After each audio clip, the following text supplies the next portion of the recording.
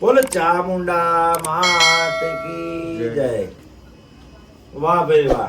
આ વર્ષે એવા 9 વર્ષથી મુંબઈ થી ચોટીલા પગપાળી યાત્રાઓ બધા ચાલીને જાય છે. એટલે ચોટીલા જવા માટે મુંબઈ થી ધર્મીન નાકા પ્રભાદેવી 22 તારીખે સવારે 8:30 થી 9 વાગ્યાનું મા પાલખીનું આયોજન છે.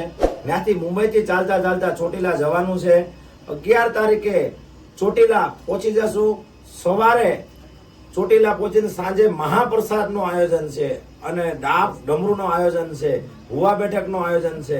એટલે મારી સાથે જેટલા ભક્તો છે, જેટલા માતાજીના ભક્તો છે, જેટલા ભુવાઓ છે અને જેટલા માં ચામુંડને માનવા વાળા છો, એ બધા તમામ તમે પધારજો.